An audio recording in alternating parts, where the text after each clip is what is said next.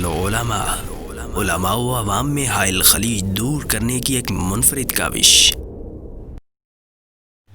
لجنۃ العلماء للافتاء، بسم اللہ الرحمن الرحیم۔ فتویٰ نمبر 30، 6 دسمبر 2020۔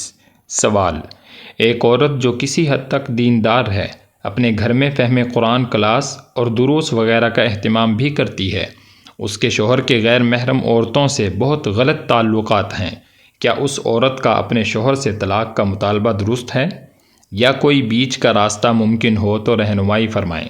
جواب: الحمدللہ وحدہ والصلاۃ والسلام علی من لا نبی بعدہ۔ یہ بے حیائی تو ایک فیشن کی شکل اختیار کر چکی ہے، اللہ تعالیٰ سب کو ہدایت دے۔ اس حوالے سے رہنمائی درج ذیل نکات میں ملاحظہ فرمائیں۔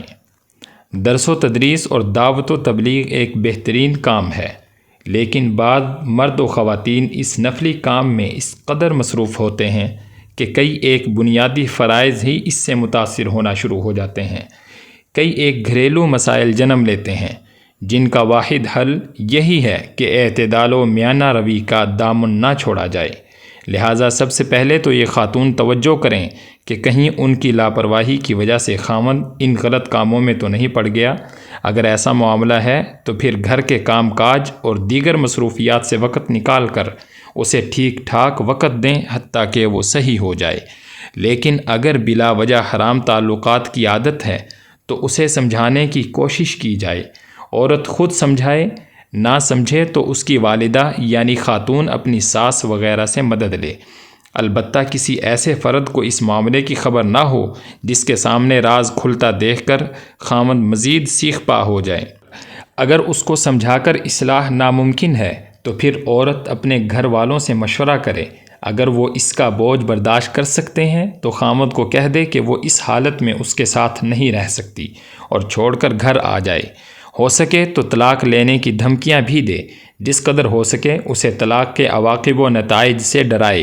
کئی حرام خور اس مرحلے میں آ کر سمجھ جاتے ہیں، کیونکہ طلاق کی صورت میں صرف عورت ہی نہیں مرد کو بھی کئی ایک مشکلات کا سامنا کرنا پڑتا ہے۔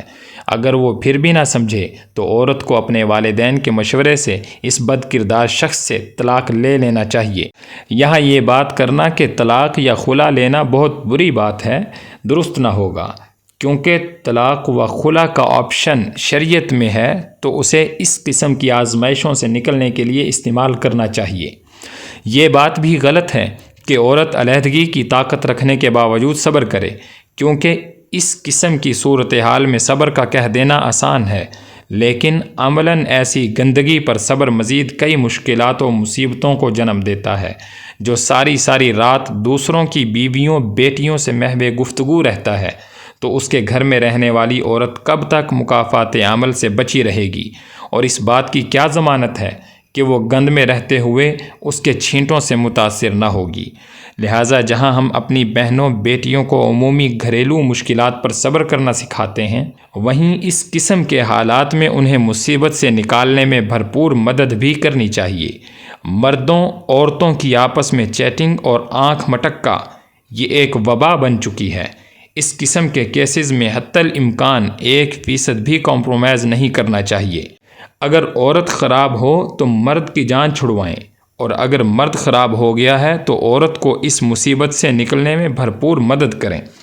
عورت کے والدین اس کا بوجھ برداشت نہ کر سکتے ہوں، خاوند کی اصلاح بھی ممکن نہ ہو تو ایسی خاتون کو پھر صبر کرنا چاہیے، کیونکہ ایک بدکار شوہر سے نجات حاصل کرنے کے لیے اپنے آپ کو ایک بے راہ رو معاشرے کے سپرد کرنا اس عورت کے لیے مزید نقصان کا باعث ہو سکتا ہے۔ جہاں قدم قدم پر شرم و حیا سے عاری لوگ بے آسرا خواتین کو تنگ کرنے کے لیے بیٹھے ہوتے ہیں۔ وآخر دعوانا ان الحمدللہ رب العالمین۔